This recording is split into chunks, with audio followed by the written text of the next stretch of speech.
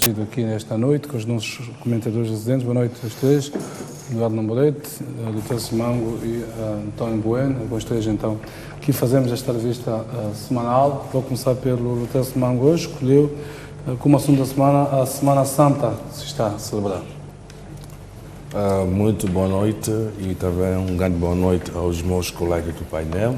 Sim, escolhi este tema Semana Santa, pois assistimos ao longo da semana várias celebrações religiosas em várias igrejas com uma única mensagem, que foi de apelo ao perdão e ao apelo à reconciliação nacional, em busca de paz, em busca de estabilidade, em busca de tolerância e, acima de tudo, em busca da justiça social.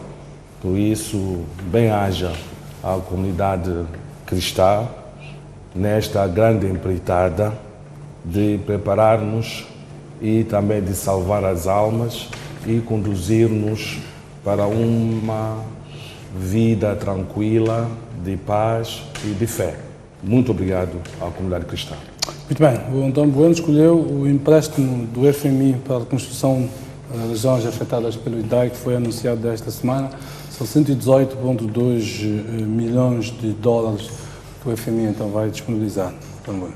Bem, muito boa noite, caro telespectador, e também cumprimentar os colegas de painel, também a Cis Jeremias, e acima de tudo felicitar a todos os cristãos do mundo, mas muito em particular os cristãos moçambicanos, pelo domingo de Páscoa que hoje ocorreu e que ocorre, ainda estamos ainda em domingo, e desejar que efetivamente todos os lares, não só dos cristãos, mas de todos os moçambicanos, possam viver em concórdia, em paz. Bem, escolhi este tema porque, de facto, depois daquilo que ocorreu na zona centro do país, por causa e por conta do ciclone Idai, demonstrou-se, o Estado moçambicano já mostrava um déficit no seu orçamento e teria sérias dificuldades em conseguir fundos para financiar a reconstrução daquelas infraestruturas e tudo mais que tenha-se destruído por conta do ciclone Idai. E este financiamento, este empréstimo do Fundo Monetário Internacional, no valor de 118 milhões de dólares, vai ajudar grandemente Moçambique a poder, com muita ponderação, com muita calma, poder começar a encetar ações de reconstrução de áreas naquela região, porque também é um crédito que vai ser dado com juros, com taxa de juros zero, significa que não teremos que suportar qualquer taxa de juros relativamente ao capital, só teremos que devolver o capital, e também temos um período de graça de 5 anos e meio e maturidade de 10 anos. Isso é muito bom porque não vai exercer muita pressão sobre o orçamento do Estado e poderemos depois, mais tarde, reprogramar o seu pagamento. E isto também é um sinal de que o FMI reconhece aquilo que é o comprometimento do governo relativamente à transparência, aquilo que é boa governação, mas acima de tudo, que é aquilo que é a transparência na governação, e isto vai permitir que estes fundos sejam devidamente usados para o fim para os quais foram naturalmente concedidos. Muito bem, Eduardo Namorete escolheu a instalação aérea de cabos na cidade de Maputo como assunto da semana, por favor. Bom, boa noite. Começo por agradecer a Deus pela saúde e vida, saudar a toda a comunidade cristã pela Semana Santa, pela passagem do domingo de Páscoa, e cumprimentar os colegas aqui do painel, a todos, boa noite. Escolhi este tema, que embora é provável que não seja desta semana, mas eu me dei conta esta semana de que a cidade de Maputo está a sofrer alguma alteração no seu visual. Tenho visto nas principais avenidas, Mao Tse-tung, Julius Nyerere, 25 de setembro, creio que Eduardo Mondlane, um pouco por toda a cidade, a instalação de cabos aéreos. Acredito que devem ser cabos de telefonia, porque não são cabos de corrente elétrica, acredito que devem ser cabos de telefonia, mas bom, o município ou quem está a instalar devem saber exatamente a que se destina. Mas a preocupação minha é que a estética da cidade vai se alterar, porque embora esteja no começo, já se vê alguma alteração naquilo que é o visual da cidade e das principais artérias da nossa capital.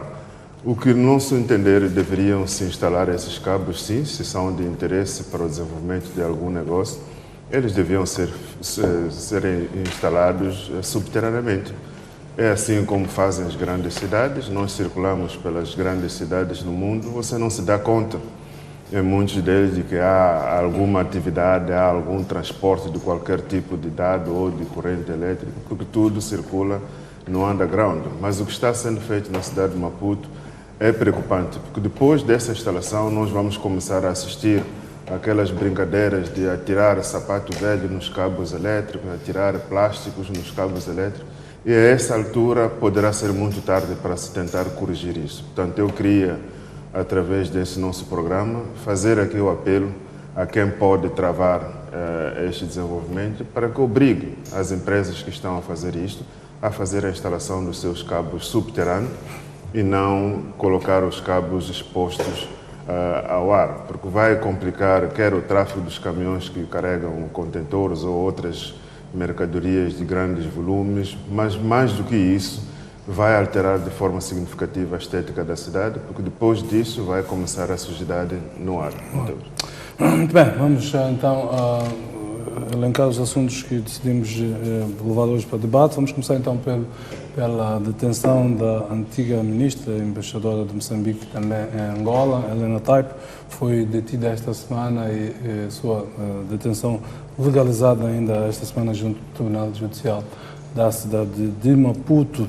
Com ela foi detido Lúcio Sumbane, que entretanto foi solto sob caução na última sexta-feira. Pesa, sobretudo sobre a ministra, a corrupção passiva, entre outros crimes, nomeadamente ligados à gestão do Instituto Nacional de Segurança Social. António Namboreto, vou começar, Eduardo Namboreto, começo por você aqui. Este olhar, mais um ministro do anterior governo a cair nas malhas da corrupção, e não deixa de ser sintomático que o governo, sobretudo o presidente, que mais veementemente falou de combate à corrupção, seja aquele que mais veementemente está a ser associado aos maiores escândalos de corrupção deste país. Sua leitura a este acontecimento. Bom, o que nós temos estado a assistir, portanto, esta última detenção da senhora Helena Taipo, em outras condições seria algo de regozijo de que, de facto, a justiça está a ser feita, que, de facto, o país finalmente está a assumir o compromisso de combate à corrupção, mas o nosso lado cético nos obriga a ter que esperar um pouco antes de podermos fazer esses aplausos, porque não é o suficiente deter as pessoas ou mandar prender as pessoas. A justiça não é apenas a prisão ou a detenção das pessoas, a justiça é o julgamento das pessoas para que efetivamente, se forem julgadas culpadas, eles serem encarceradas ou cumprirem a pena que lhes couber nesse julgamento. Neste caso, este não é um caso novo, não é um caso do ano passado, é um caso já antigo, e o que nós esperávamos é que a estas alturas já se tivesse decidido o futuro destas pessoas. Se o tribunal, a essas alturas, já tivesse decretado a sua sentença, então elas estariam de consciência, mesmo não concordando com essas sentenças, mas por ter sido o juiz que bateu o martelo, estariam na cadeia a cumprir uma sentença que foi dada pelo tribunal.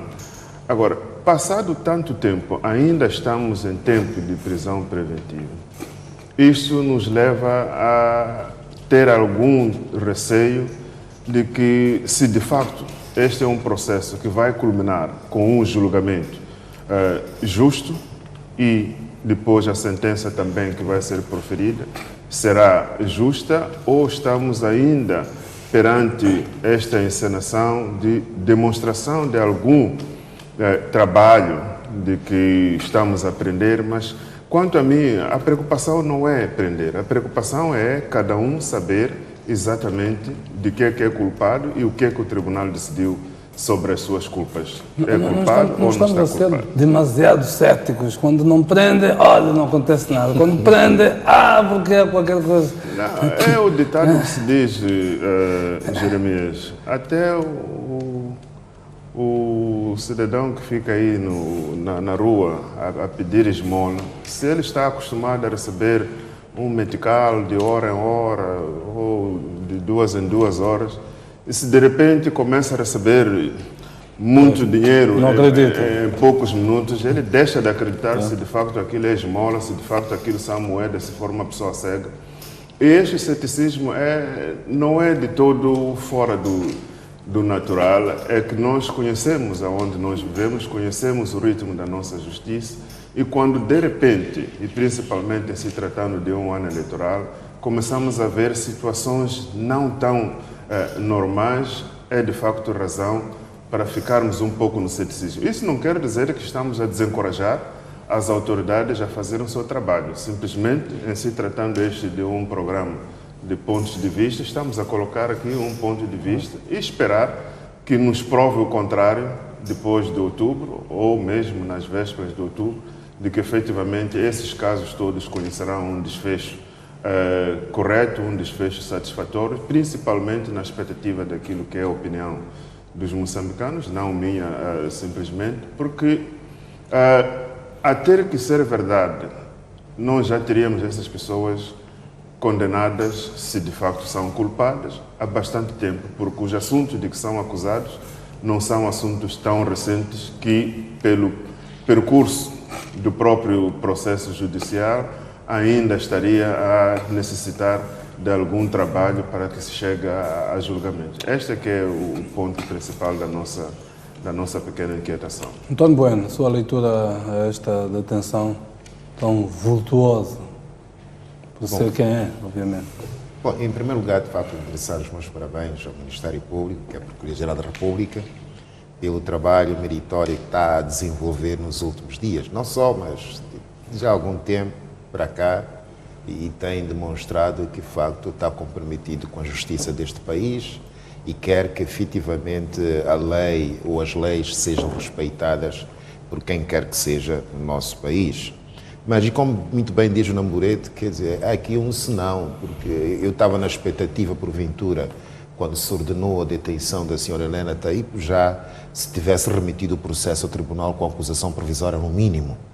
Agora é que vai-se abrir instrução preparatória, ainda vai ficar 90 dias ou 40, 90 dias ainda a investigar factos que ocorreram há mais de 4 anos atrás, que era suposto durante este período já se tivesse eventualmente produzido ou colhido todos os elementos de prova que pudessem sustentar uma acusação e naturalmente agora já seria tempo do tribunal poder conhecer desses factos e por aí dar seguimento ao processo. Mas há um aspecto que eu acho que é importante. É claro que desta vez chamou muita atenção pelo facto da pessoa envolvida, a qualidade a que a pessoa já ostentou e isso despertou atenção. Mas tem sido recorrente no nosso sistema judicial. Há cidadãos anónimos que são detidas algumas vezes sem qualquer fundamento legal, mas simplesmente porque as autoridades, quer policiais, quer do Ministério Público e judiciais, têm o poder e conseguem ordenar a detenção de cidadãos anónimos e isso passa despercebido. Mas nós temos que começar a repensar efetivamente que processo penal é que nós queremos no nosso país. Será que, pelos factos que ela cometeu, haveria algum risco para o processo andar se ela estivesse em liberdade? Porque eu falo dela, mas falo de milhares de cidadãos que também estão detidos nas mesmas circunstâncias. Quer dizer, faz-se ideia do custo que isto representa para o próprio Estado. Em última análise, para nós, cidadãos, mantermos pessoas detidas a responderem processos quando poderiam, e muito bem, estar em liberdade, sem comprometer o andamento, o curso normal dos processos e poderem respondê-los em liberdade. Agora, a questão... Se ela é colocada em liberdade, não íamos todos dizer, bom, se fosse um indivíduo qualquer, um João, a medida de coação seria máxima, não iria preso. Não, mas não me refiro ao caso em concreto dela. Quer dizer, isto chama a atenção pelo facto de ser Helena Taipo. Mas há milhares de cidadãos que estão nas mesmas circunstâncias que ela. E eu acho que aí a justiça que deveria ponderar grandemente o que deve ser melhor para o processo. Manter as pessoas em reclusão, que já nem temos espaço sequer nas nossas cadeias para tanta gente detida ainda em prisão preventiva, quando não construía risco nenhum para o andamento do processo se pudessem responder em liberdade. Agora, é evidente que desconheço por que razão é que terá o tribunal decidido pela detenção da senhora Helena Taipo, neste caso em concreto. Até para efeitos da moralização social no caso de figuras desta dimensão, não tem isto o condão de até, porque há um ceticismo generalizado, como dizia o Namborete, quando são pessoas de notoriedade, bom, não vai acontecer nada. Quando de repente está a acontecer a este ritmo, não é também uma questão pedagógica, isto para mostrar que somos de facto todos iguais perante a lei? Pode-se entender nesse sentido, porque efetivamente a opinião pública já era generalizada, que efetivamente a nossa justiça era forte para os fracos e era fraca para os fortes. E agora está a começar a mostrar, com detenção de pessoas, de figuras sonantes do nosso país, que afinal de contas a justiça pode, querendo, ser igual para todos. Agora, se transmitir esta mensagem também pode ser uma espécie de dissuasão para as pessoas, para os gestores públicos, principalmente para os gestores públicos. Quer dizer, vai-se exigir deles, eles próprios terão que começar a ter um comportamento adequado no sentido de saberem respeitar ao extremo aquilo que é a coisa pública. Quer dizer, não se pode abusar impunemente da coisa pública, porque daqui em diante já se saberá. Quem eventualmente tiver comportamentos desviantes relativamente à gestão da coisa pública, a justiça não se fará esperar por isso. Doutor Simão, queria ouvir a sua opinião também sobre esta detenção de Helena Taipa. Bem, eu associo esta detenção dela com uma suposta carta que ela dirigiu ao chefe do Estado. E nessa carta se resume da seguinte maneira: proteja-me ou eu abro a boca. Entanto, a decisão dela tem não só motivações políticas, mas também algumas motivações legais. E ao mesmo tempo também abre uma porta e vários corredores, porque está em julgamento não é só a pessoa em si, mas sim é um todo o sistema. Porque é sabido que nesses últimos 10 anos já houve várias denúncias sobre a gestão danosa do Instituto Nacional da Segurança Social e ninguém levou a sério.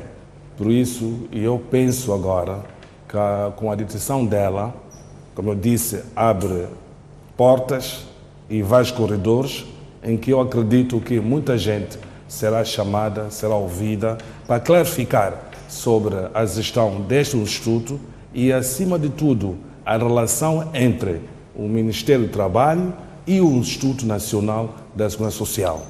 Por isso, penso, há muita tinta que ainda vai correr.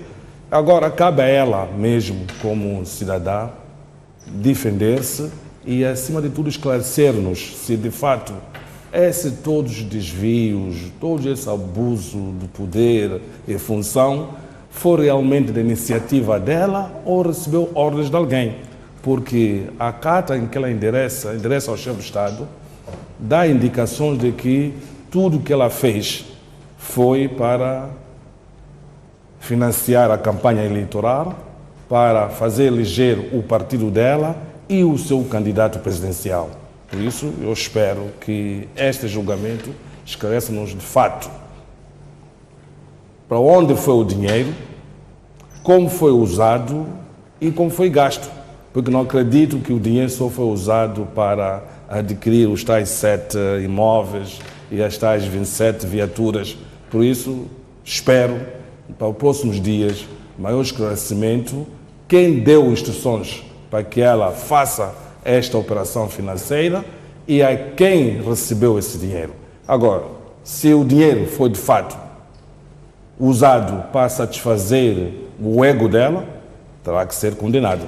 Agora, se foi usado para outros fins, então que se chamem os beneficiários para que sejam ouvidos e no fim do dia se diga a verdade a quem serviu esse dinheiro, a que destino foi dado e para que fim. Se for de fato para um fim político ou para um benefício pessoal. António, o doutor está a referir-se à dimensão, uma dimensão que foi levantada neste processo pelos vistos pela própria Helena Taipa, no sentido de denunciar financiamento político a partir de empresas públicas. Bom, isto não é novo, pelo menos de se falar, de evidências ainda não foram trazidas até agora. Eu pergunto-lhe se acredita que a partir deste caso é possível chegar-se finalmente a elementos concretos de que há financiamento que é feito, nomeadamente, do partido no poder, a partir das empresas públicas. Depois, outra dimensão que eu queria que refletisse é a dimensão política. Desde que este caso expolitou, já ouvi várias correntes. Uma que diz, bom, se de facto roubou, é preciso que seja responsabilizado. A outra diz que vê nisto uma perseguição política. A popularidade toda e o populismo, sobretudo, que caracterizou a governação de Helena Taipo, sobretudo enquanto Ministra do Trabalho, enquanto governadora de Sofala, é um estilo próprio, que quer gostemos, quer não, mas era o estilo dela. Granjeou-lhe muitos simpatizantes. E há quem olhe nisto como uma perseguição política, portanto, que está a ser feita a ela, e não propriamente com o objetivo de se fazer justiça. E o peso específico que ela tem ali em Nampula, na campanha, a repercussão disto no ano eleitoral. Bom, nós devemos analisar isso em várias, pelo menos 2 ou 3 dimensões. Uma é essa que indicou, a dimensão legal, se de facto há matéria incriminatória, ela deverá responder por isso. Há a dimensão política, que é esta que se coloca na balança hoje, se será isso uma perseguição dentro do próprio partido, por conta da sua visibilidade ou não. Tudo isto é possível. Em política, os amigos de hoje não são necessariamente os amigos de amanhã. Da mesma maneira que os inimigos de ontem não são necessariamente os seus inimigos de hoje. É tudo uma questão de oportunidade, uma questão de necessidade, e é bem possível que ela, neste momento, seja o elo mais fraco, talvez o elo que tenha que ser sacrificado em nome de toda a organização. A questão de financiamento público para as atividades partidárias, muito concretamente para o partido que está no poder, que é esse que controla os recursos, não é nova. Não é nova. Quando foi preso, por exemplo, o antigo PCA do aeroporto de Moçambique, também em sua defesa colocou este elemento de que eu não tirei o dinheiro para benefício próprio, tirei dinheiro sob orientações do partido para financiamento das atividades partidárias. E tantos outros que em vários momentos foram também caindo nas malhas da justiça, o argumento que usavam em sua defesa sempre foi de que não, isto não foi feito de forma leviana nem deliberada, mas foi sob orientação de quem está acima de mim. Portanto, não é novo isto. Agora, o problema é provar isto, porque até agora não se produziu nenhuma evidência concreta, senão depoimentos das pessoas visadas, que se pode também entender que esses depoimentos são uma forma de se salvar dos processos e esperar ter alguma simpatia do partido ou da liderança do partido que saia em sua defesa. Portanto, não sei se o próprio tribunal poderá encontrar formas de ter evidências não duvidosas sobre esta transição dos valores de um determinado lugar para a organização partido político, mas a declaração dessas figuras, que não são pequenas, são pessoas, no meu entender, íntegras, idôneas. A sua falta de idoneidade estamos a perceber nos últimos tempos. Para falar concretamente da senhora Helena Taipo, era uma das ministras que todo moçambicano admirava e apoiava pela sua frontalidade e pela sua abertura de fazer as coisas, de falar as coisas como elas são. E de repente nos vem este outro lado desta mesma pessoa, o que nos cria de facto alguma confusão e tendentes a acreditar naquilo que ela diz. Porque de facto esta é a pessoa que nós conhecemos ao longo dos últimos anos e agora está nesta situação e nos diz uma coisa que nos obriga a termos que acreditar em boa parte daquilo que ela diz, que de facto o dinheiro foi para financiamento das campanhas e para as atividades políticas. De qualquer maneira, tenha sido para benefício próprio, tenha sido para financiamento do partido político, isto não iliba ela de responsabilidade. Porque ela, na qualidade de uma alta dirigente do Estado, conhece perfeitamente as leis. a Constituição da República protege a qualquer cidadão de não cumprir ordens ilegais. Portanto, ela tinha a obrigação, mesmo nessa circunstância, a ser verdade, de que ela fez isto a mando de alguém superior, ela tinha por obrigação, por conhecer a lei, não aceitar cumprir esta obrigação. Portanto, seja qual for Motivação, a defesa que ela trouxer, a motivação para isto, se isso de facto se confirmar que foi feito, o que me parece ser verdade, ela deverá ser responsabilizada. Então, Bueno, acredita nesta tese de financiamento político, portanto, Partido de Empresas Públicas e o Partido no Poder, que já foi levantada, está a ser levantada também deste processo. Acredita ou não, né, nessa tese? Bom, é o seguinte, até como estratégia de defesa pode ser um bom argumento, quer dizer, evocar que a utilização, o uso indevido daqueles fundos terão sido para benefício do partido no poder e pensando que por essa via, eventualmente, o sistema judicial deixaria de agir por eventuais, eventualmente algum receio de represálias do tal partido no poder, como comumente se diz. Mas não me parece que seja um argumento que possa vingar. E como muito bem diz Namborete, quer dizer, independentemente das pressões que existam, os titulares de cargos públicos, principalmente ao nível dos órgãos superiores do Estado, têm naturalmente um único compromisso com a lei, com a Constituição. E de tal sorte, na tomada de posse, eles comprometeram-se a respeitar a Constituição e as leis. O que significa que não pode haver nenhum ato que lhes possa desvirtuar ou desviar daquele compromisso que eles assumiram quando, naturalmente, no momento da tomada de posse. Agora, é preciso também que individualmente comece a haver uma espécie de melhor análise de eventuais pressões, até podem não ser pressões formais, mas eventualmente pode haver diversas formas de pressão em que a pessoa se sinta na obrigação de fazer algo que esteja para além daquilo que tem poderes efetivos para eventualmente resolver alguns problemas pontuais. Mas é preciso também pôr na balança todos os riscos. Primeiro, saber se eventualmente o ato que vai praticar tem ou não tem fundamento legal. E não tendo, melhor não praticar. Tão simples quanto isto. Agora, se eventualmente a pessoa sentiu-se, não sei de que jeito, pressionada para fazer o que fez, é evidente que a única responsabilidade é dela mesma. Quem autorizou foi a pessoa, em concreto. E aqui os atos, naturalmente, a responsabilidade criminal é individual. Quer dizer, é importante que assuma depois todos os riscos que eventualmente estava disposto a assumir quando praticou aqueles atos contrários à lei. Agora, há uma forma clara em que se tem, e eu acho que temos que começar a adotar isso como cultura. Se a pessoa está a exercer um cargo e é pressionada de qualquer modo para praticar atos contrários à lei e, acima de tudo, à sua consciência, a única solução é pôr o cargo à disposição. Não está disposto a praticar aqueles atos que os reputa ilegais e que são contrários à sua consciência e para estar bem consigo mesmo. Não é só com a sociedade, para estar bem consigo mesmo, a solução é pôr o cargo à disposição. Doutor Simango. Bem, teoricamente nós podemos aqui divagar, dizer isto, aquilo, mas a prática ensina-nos ao contrário.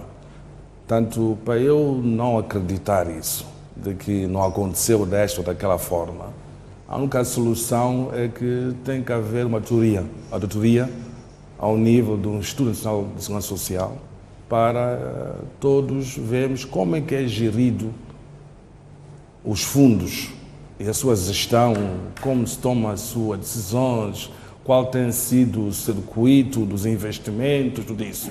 Porque nestes últimos 10 anos já houve muitas notícias sobre o funcionamento desse instituto. E também não é nenhum segredo de que esse instituto sempre foi usado como um saco azul para vários fins. Entanto, a única forma de não acreditar que os fundos nunca foram usados para a campanha deste ou aquele partido, tem que haver uma auditoria. Uma auditoria que nos dê as conclusões, de fato, se aconteceu ou não. Ou caso contrário, nada poderá convencer-nos de que os financiamentos não foram usados para o partido no poder.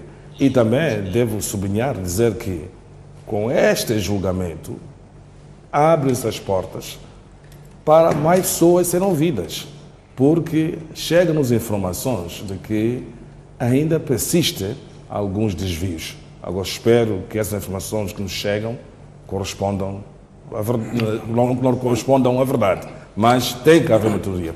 Vamos avançar para o segundo tema. Samuel Machado Júnior, conhecido por Samito, apresentou já a sua defesa junto do partido Frelimo, que lhe instaurou então um procedimento disciplinar na sequência da sua candidatura pela lista da ajuda nas últimas eleições autárquicas. A defesa de Samito é um verdadeiro libelo acusatório, uma confrontação violenta contra o Partido Frelimo e as suas lideranças, em particular ao presidente Nyusi e ao secretário-geral. Diz, a dada altura, são eles que violaram de forma grosseira os estatutos do Partido Frelimo e que o secretário-geral devia ser sancionado por abuso de funções. Diz ainda ter provas cabais de terem existido vários crimes ilícitos eleitorais para a exclusão da ajuda com o beneplácito da direção do Partido Frelimo a nível máximo. Começo pelo António Bueno. Este esticarem demasiado da corda, queria ver o seu comentário a esta, mais do que uma defesa, em direito chama-se contestação por exceção, não é? Que é contestar atacando. O que é que lhe parece esta estratégia do Samito? E já ouvi várias correntes a dizerem uma pessoa que está com esta convicção toda é porque não está só. Ok. O que é que te parece esta leitura? Bom, não, é que a defesa seria por reconvenção. Pois, eu estou convencido. Exato. Então, a pessoa, para além de se defender dos fatos que lhe são imputados, todavia serve-se do mesmo facto gerador para também deduzir alguns factos contra quem lhe tenha deduzido a acusação anteriormente. Bom, eu enquadro isto num processo dinâmico mesmo da nossa vida política, porque se formos a ver, agora, eu tenho dito até isto várias vezes, estamos numa situação em que o modo como se geria politicamente os partidos políticos há uns anos atrás mudaram radicalmente. Quer dizer, mudaram porque a própria dinâmica também social alterou profundamente. Quer dizer, uns 20 anos atrás ou mais era impensável que isto pudesse ocorrer. Mas hoje já ocorre, não ocorre só na Frelimo, ocorre também no MDM, ocorre também na RENAM. Estamos a lembrar também, a própria RENAM aconteceu recentemente na Cidade da Beira. Quer dizer, são atos que eu acho que vão acontecendo porque há uma maior também consciência dos próprios cidadãos e também membros e começam efetivamente a tudo fazer para garantir a defesa dos seus interesses, tentando enquadrar esses seus interesses dentro das dinâmicas partidárias. Agora, neste caso... É a primeira vez, pelo menos, publicamente um membro desafia tão extensivamente a direção do seu partido. Eu não considero um desafio, porque é preciso enquadrar isto dentro de um processo disciplinar que está a ocorrer. E quando se trata de defesa, quer em processo disciplinar, quer em qualquer outro tipo de processo, quer dizer, o defendente serve-se de todas as armas que tem ao seu dispor para tentar provar a sua inocência, que eventualmente depois pudesse ser absolvido, afinal. E este não seria diferente, porque veja, é que pelos factos que ele vem indiciado, podem levar à expulsão do mesmo. Então, este é o momento adequado para que ele possa oferecer a sua defesa cabal, quer dizer, uma defesa a todos os títulos, sem imiscuir qualquer elemento que depois, mais tarde, não tenha oportunidade de servir desses factos para poder sustentar a sua defesa. E que não nos esqueçamos, ele sendo membro do Comitê Central, será o próprio Comitê Central a tomar a decisão sobre o processo disciplinar. E sobre essa decisão, a nível interno, não haverá mais recurso. Então, ele tinha que, como se diz, esgotar toda a munição, pôr toda a carne no assador, como se diz também gira futebolística, de modo a que possa, efetivamente, com a dignidade que ele entende merecer a sua defesa, poder naturalmente esgrimir os argumentos que ele reputa como sendo os mais adequados para garantir a sua defesa. Mas é preciso também escolhermos o seguinte, é que, regra geral, estes processos ainda deveriam seguir de uma forma sigilosa. Significa que só o instrutor do processo, ou instrutores, e ele, o defendente e os seus mandatários, é que teriam acesso a este processo. Quer dizer, não seria de conhecimento público o que é que eventualmente iria ser tratado. Seria de conhecimento restrito. Nós vivemos novos tempos. Exato, e saiu cá para fora. Então eu considero isto como sendo uma matéria estritamente interna, que resvalou naturalmente para aquilo que foi informação cá fora, mas é que se tivesse acontecido sem que se soubesse, ninguém saberia, se saberíamos a decisão final. Mas sabe-se, e o que se sabe é muito grave, atendendo a quem é o Samito, o que representa historicamente, e o que ele levanta, quando ele diz que o Presidente, o Secretário-Geral é que violaram grosseiramente os estatutos, e convida os órgãos internos a levantarem uma auditoria ao comportamento e à honestidade do presidente do partido. Isto é uma coisa para discussão pública, naturalmente, o presidente do partido, neste caso, é o presidente de todos nós. Está bem, mas atenção, estamos a referir ao comportamento do presidente do Partido Frelimo. A quando da candidatura dele, a pré-candidatura para, como é que se diz, cabeça de lista, em nome do Partido Frelimo. A ter havido, de certeza, algumas irregularidades, sei que eles dizem que houve e conseguem as provar, e se for o caso disso, naturalmente os órgãos internos do Partido Frelimo é que saberão melhor decidir sobre o que é que deve ser feito. Eduardo Lambrete, queria a sua leitura a este desafio do Samito. Não deixa de ser, o Partido Frelimo é um partido cinquentenário, como os seus membros gostam de dizer. Eu não me lembro de publicamente alguém ter vindo desafiar as suas lideranças como está a fazer o Samito. São novos tempos, novos atores, novas formas também de se fazerem a própria política, fazer a própria política. As divergências internas nos partidos políticos, eles sempre existiram, não é? Sempre existiram. Simplesmente a forma de tratar essas divergências vão mudando com o tempo. Eu entendo este processo que está a decorrer dentro do Partido Frelimo como um processo que não é novo. A única diferença aqui é que estamos a assistir à publicidade e à formalização da própria gestão desses problemas. As diferenças sempre existiram, a forma de gerir essas diferenças é que é diferente. Em outros tempos, acredito que este problema teria sido solucionado de alguma maneira internamente, sem que ninguém soubesse que houve tal divergência, ou que tivesse havido este tal contestamento, ou essa tal contestação. Mas o que torna esta situação nova é que o público tem a oportunidade de acompanhar as discussões internas do partido e, na verdade, este é um exercício do direito constitucional que o cidadão Samora Machel Júnior tem de poder se defender quando julgue que os seus direitos estão a ser prejudicados. Não é novidade que desde a altura da sua candidatura à presidência do município, ou à cabeça de lista para as eleições autárquicas na cidade de Maputo, houve divergências, o que lhe levou a ter que concorrer por uma outra organização que não seja partido. Também no âmbito da abertura que a Constituição da República lhe concede para poder exercer os seus direitos políticos.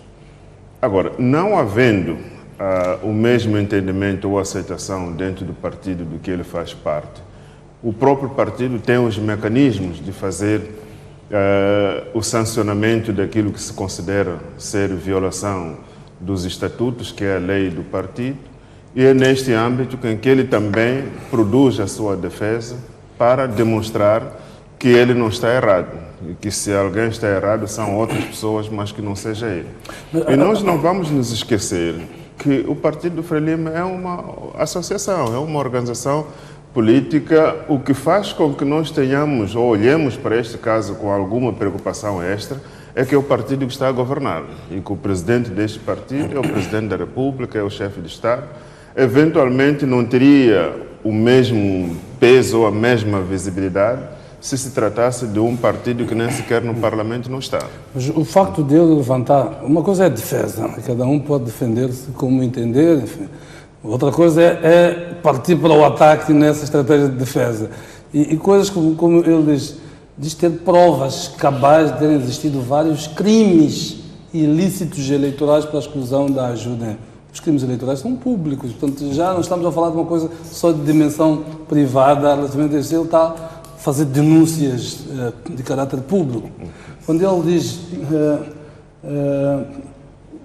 relativamente ao Presidente da República, isto também que é uma acusação que reputo de muito grave, que o partido deve interessar-se em investigar se o Presidente Inhosso tem uma conduta sã, honesta, íntegra, humilde, sincera, modesta, leal e fiel ao Partido Frelimo. Exato. Aqui levantam-se outros problemas para além daqueles que nós estamos a acompanhar, que é o entendimento sobre se ele podia ou não concorrer por uma outra organização fora do Partido Frelimo. Acho que este é que é o mote deste processo. Agora, quando traz outros elementos... Essa é mais a dimensão até jurídica. Exato, inclusive acusatórios, ele também deve ter consciência de que poderão surgir outros processos nessa mesma linha. Por exemplo, quando faz uma denúncia pública de que há crimes que foram cometidos, nós outros podemos pedir que ele, de facto, nos diga quais são esses crimes que foram cometidos, porque como políticos fomos prejudicados em vários processos eleitorais e que se existem evidências de crimes eleitorais que foram cometidos, esses devem ser colocados a conhecimento público, sob o risco também de ele estar a fazer obstrução à justiça. Portanto, se ele conhece, se tem evidências, tem provas de crimes ou de ilícitos eleitorais que foram cometidos, não pode os esconder.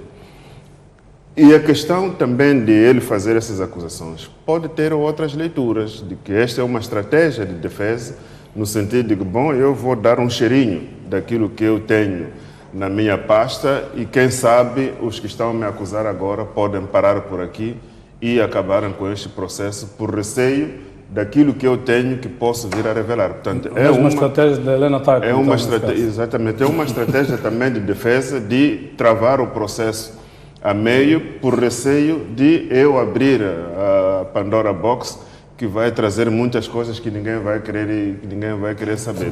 Mas efetivamente eu vejo este processo como um exercício natural das liberdades e dos direitos que cada uma das partes tem, e o que eu gostaria de ver é que os processos fossem até o fim, mas de forma aberta, para que seja qual for a conclusão a que se chegue, ninguém pense que não teve a justiça feita por o seu lado.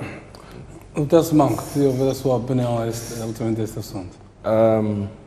Em regra geral, os partidos políticos têm as suas agendas, têm os seus objetivos e, essencialmente, eles conduzem para conquistar o poder ou consolidar o poder. Então, nesse caso concreto, a Frelimo, que está no poder, o seu objetivo central será sempre de consolidar o seu poder político. Entanto, o Samito, ao reagir, ele transfere o campo de batalha para um campo de gestão e funcionamento do partido e pega a Constituição como a sua tábua de salvação. Daí, então, é preciso também procurar saber esta empreitada do Samito, se ele, de fato, está a fazer sozinho ou tem um grupo de pessoas. E é preciso também conhecer estes rostos. Conhecendo estes rostos, podemos, de uma forma implícita, dizer que é possível que eles tenham uma certa agenda. Pode ser uma agenda de saudosismo, são saudosistas, estão a recordar aqueles tempos do passado, ou pode ser uma agenda de reformistas, querem fazer reformas dentro do partido, e, por último, também pode ser uma agenda de ruptura, desvincular-se. Portanto, seria muito importante saber, de fato, com quem conta, com quem está com o Samito nesta empreitada. Em função disso, saberemos quais são as tendências e quais são as agendas do grupo. E também eu devo dizer que hoje o que une a Frelimo não são as convicções políticas, são os interesses econômicos. É só ver o que tem acontecido nos últimos 15 anos, com o nível de corrupção, com o grau de desvios, com o grau de abuso dos cargos políticos, etc. Tudo isto une-lhes. Agora, não sei se o Samito faz parte desse grupo, com interesses econômicos. Daí então, eu penso de que eles, no fim do dia, vão se reencontrar, porque têm interesses econômicos. E se não encontrarem-se, pode acontecer uma ruptura. E essa ruptura sempre vai trazer as suas consequências. António Bueno, assumindo aquilo que é o objetivo deste processo disciplinar, que haja uma expulsão de Samito do Partido Frelimo, que consequências acha que isto pode trazer, ou até nenhuma, se achar que é no caso, entendendo que pelo menos as ideias que o Samito levanta, elas encontram seguidores. Vemos, há setores cada vez mais visíveis dentro do Partido Frelimo que claramente estão a questionar a liderança do presidente Inhosso e podem resguardar-se nessas ideias do Samito para se exporem. Há aqueles que têm ideias, mas nunca se expõem publicamente e sempre o fazem por via de terceiros. Que tipo de consequência que acha que pode ter? Estamos a falar do filho de um dos fundadores da Frelimo, sobretudo para esta falange que ensurdina questiona o presidente Inhosso. Bom, eu acho que primeiro tínhamos de tentar verificar qual pode ser a tendência de decisão a ser tomada pelo Comitê Central. Tudo passará por aí. Apesar do instrutor ter proposto... O extremo máximo que é aquele, portanto, que é uma das penas suscetíveis de ser aplicado. Está bem, meramente no campo das hipóteses, a possibilidade de poder-se aplicar a pena de expulsão.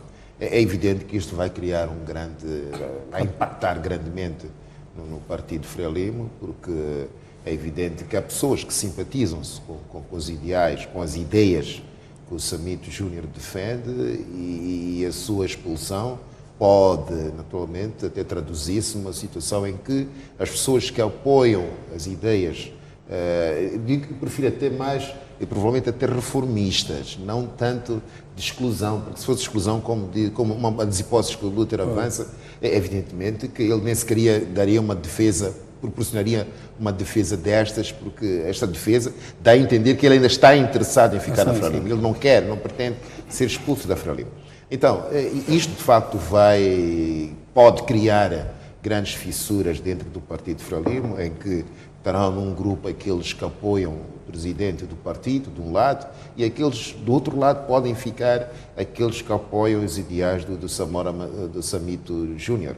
E isto, em vésperas de eleições, não será nada bom para o Partido Frelimo, porque vai efetivamente ir fragilizado as eleições, quer as eleições para a eleição do Presidente da República, quer também para as eleições, quer para as eleições gerais, como também provinciais.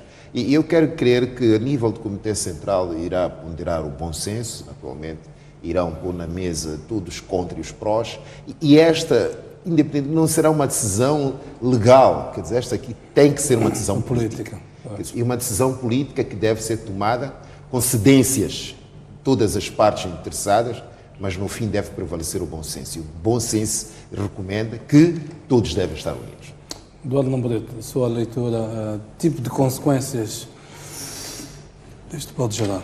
Bom, partindo do princípio de que o processo disciplinar ele não tem necessariamente por objetivo a aplicação da pena máxima ou da expulsão neste caso, este processo ele tem em vista averiguar, não é, trazer todas as informações que possam ser julgadas.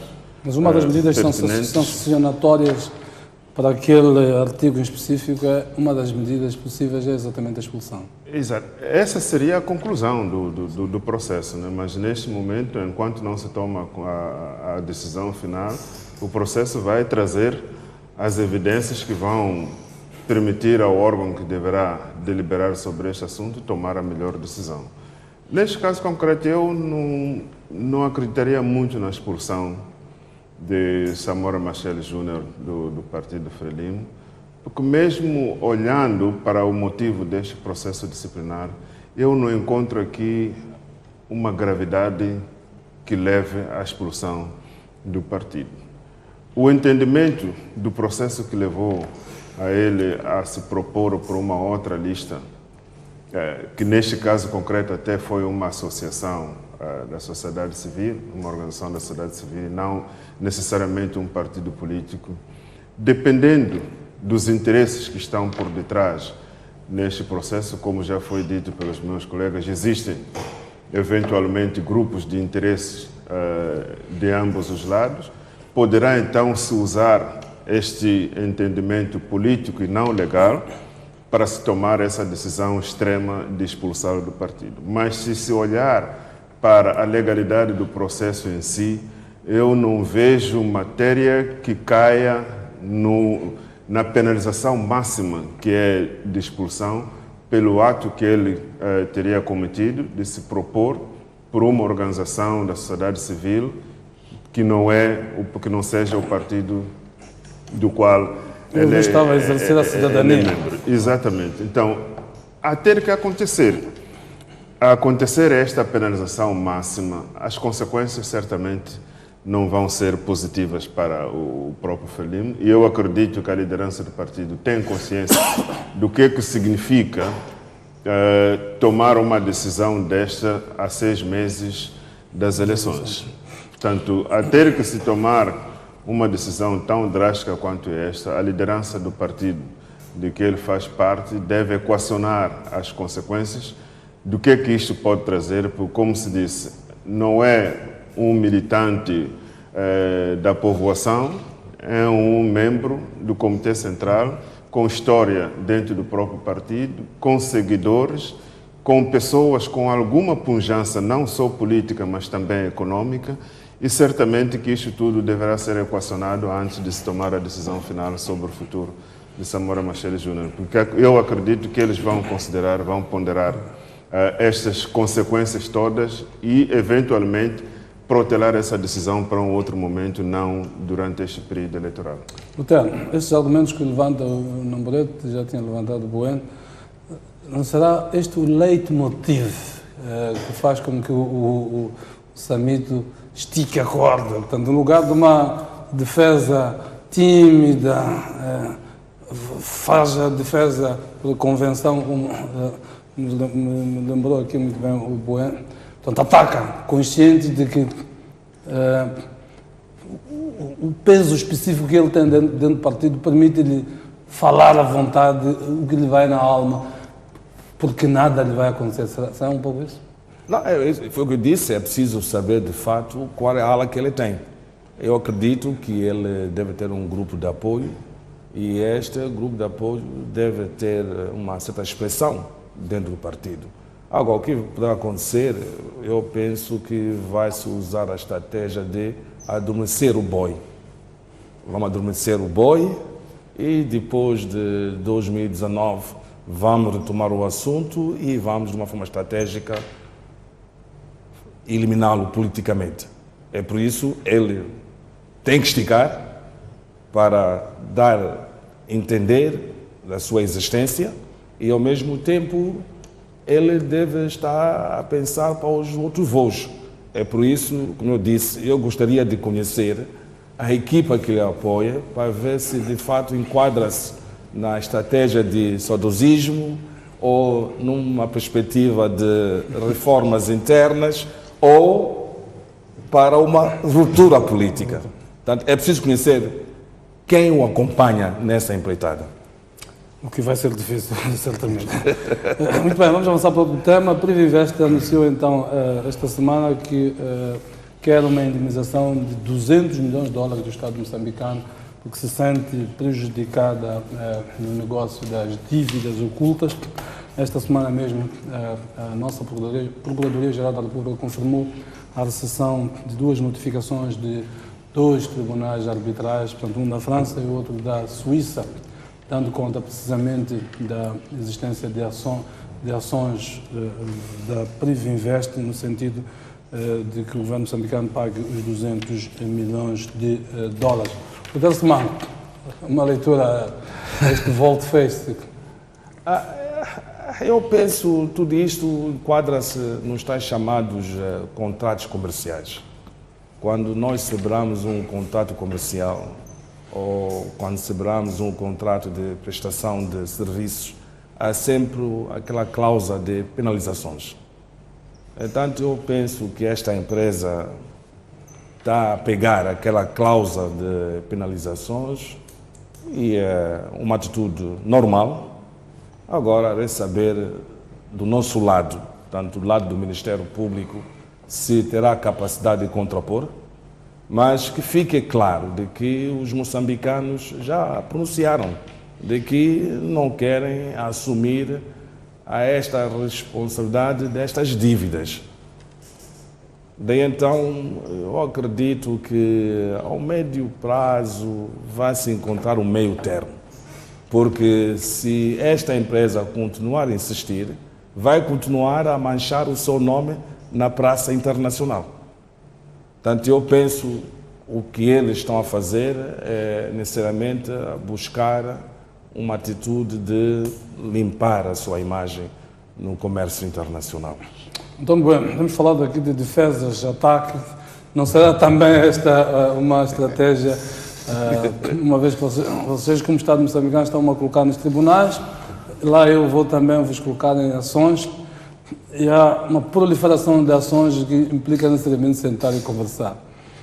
Exato. Eu quero crer e estou esperançado que o Estado de Moçambique saberá fazer-se acompanhar dos melhores advogados que existam na praça, quer de Paris, quer da Suíça, para, em sede dos tribunais arbitrais constituídos nesses países, agora possa naturalmente salvaguardar e defender da melhor forma possível os interesses do Estado e da sociedade moçambicana. E também, porque não tive acesso aos contratos, não sei qual é a legislação adotada. Será a legislação inglesa, será francesa, então desconheço qual é a legislação aplicável para dirimir qualquer tipo de conflito que ocorra a nível de execução destes contratos. Mas há aqui um aspecto importante que eu acho que vale a pena, de facto, explorarmos muito essa área, que tem a Convenção das Nações Unidas contra a Corrupção. Quer dizer, esta convenção, dependendo naturalmente da legislação escolhida para regular os contratos, mas sede das Nações Unidas, grande parte dos países a adotaram, e principalmente os países europeus, na grande maioria, porque já era também uma convenção da União Europeia, já terão adotado, em que obriga determinados Estados a combaterem fortemente a corrupção. E exige-se, inclusive, porque aqui houve intervenção do Estado, com o oferecimento das garantias, que nesses contratos até deveria haver uma cláusula anticorrupção, em que comprometem essas partes em não oferecer, prometer oferecer e tudo mais, qualquer bem que seja a outra parte contratante. E não foi o que se viu. Que viu-se a Primvivest, afinal de contas, quando celebrou esses contratos, a Benítez já sabia que a intenção não era fornecer os bens, mas a intenção era completarem-se ilicitamente de valores, isso que substancia corrupção, claro, e também houve aqui, naturalmente, branqueamento de capitais, e que terá a Primvivest praticado isto de uma forma ativa, inclusive pagar salários de milionários engenheiros mecânicos, quem me dera que se eu fosse engenheiro mecânico, não sabia, ganhavam tão bem assim, mas a Primvivest participou, colaborou, para que efetivamente estes atos de corrupção ocorressem. Então, estes podem ser aspectos que o Estado de Moçambique pode servir neles para impugnar esta exigência provinda da Primvivest, que reclama o pagamento destas indemnizações por fato de incumprimento contratual. Mas, por outro lado... Até porque há um processo a decorrer em Nova Iorque que faz sustentação para o próprio Estado moçambicano. Exato, mas por outro lado também, é que nós tínhamos que ser o mais rigorosos possíveis, porque agora é o vale tudo. Se estamos agora em guerra, e vamos à guerra, com todas as armas que nós temos a nosso dispor. E outra coisa que nós temos que fazer é reavaliar os ativos que foram mandados para Moçambique. Valem o que valem? Quer dizer, e nós temos que começar efetivamente a analisar isto e irmos ao contra-ataque, mas contra-ataque com todas as armas que nós tivemos a nosso dispor. Porque não podemos sujeitar o Estado de Moçambique a pagar aquilo que não deve pagar. Porque a única pessoa, a única vítima, o único lesado é o Estado de Moçambique. Eduardo Namoreto, como é que olha para esta estratégia da Primvivest de abrir ações contra o Estado moçambicano? Infelizmente, mais uma vez, é o nome de Moçambique que está a ser jogado na lama e ser dado nomes de incumpridor, caloteiro e todos os outros nomes sujos que podem ser colocados. Para a Privinvest, provavelmente esta disputa não será mais do que uma disputa comercial, mas para Moçambique tem consequências muito graves de ter o seu nome como nação a ser colocado nas páginas dos jornais no mundo como uma nação que não consegue cumprir com as suas obrigações. Para a Privinvest, no dia que eles acharem que o nome Privinvest já não tem o valor que tinha, mudam de nome. É tão fácil quanto isso, mas Moçambique nunca vai poder mudar de nome para poder trazer um outro nome mais limpo do que aquele que foi sujo. Eu acredito que nesta nova disputa que está a ser trazida para a Privinvest, Moçambique deverá, com todo o seu rigor, provar que não fez nada à margem da lei. E uma das formas de provar isso é trazer o processo original de forma clara e aberta. Mostrar aquilo que sempre perguntamos, por exemplo, sobre os bens que foram fornecidos a Moçambique, que foram superfaturados, se de facto valiam o que foi declarado que valia. Portanto, isto, as nossas autoridades têm tido dificuldade de trazer esta informação, porque é esta uma das provas que se pode levar ao Tribunal Arbitral para mostrar que, longe de nós estarmos a dever alguma coisa, nós é que fomos enganados. E este que está a nos acusar faz parte daqueles que nos enganou. Só que neste processo de trazer a limpeza destas andanças todas, certamente terão que se revelar detalhes que até agora não há esta vontade de revelar esses detalhes. Eventualmente, a Privinvest, ao ter esta coragem de desafiar o Estado moçambicano, mesmo com os processos que estarem em curso, sabe muito bem que há informação que o próprio Estado moçambicano não terá coragem de revelar, quer em sede do processo que está a decorrer na Praça de Nova Iorque, quer em sede deste novo processo que deverá ocorrer na Suíça e em Paris. Portanto, nós estamos como nação numa situação de termos informação que pode nos ilibar num determinado processo, mas ao fazermos isso também estamos a abrir um outro buraco que pode ter outras consequências. Então temos que fazer a escolha. Ou falamos a verdade para limparmos o nome do país e inclusive nos salvar destes processos, ou continuamos a ocultar as verdades e assumirmos determinadas culpas que Moçambique não tem. Portanto, eu vejo este novo processo da Privinvest, mais uma vez, como uma estratégia também da sua defesa.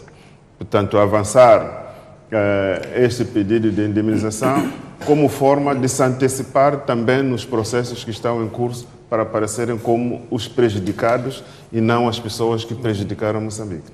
Muito bem, vamos terminar por aqui, o nosso tempo já expirou, vamos certamente ver esses temas. Acho que eu tinha deixado o Luterno, não tinha falado ainda sobre este assunto, não é? Não, já falei. Já falou. Mas posso falar? Não. Não falar. Muito bem, vamos terminar por aqui então o nosso programa. Esperamos então na próxima semana voltarmos aqui a este mesmo espaço. Uma boa semana de trabalho a todos e até o próximo domingo.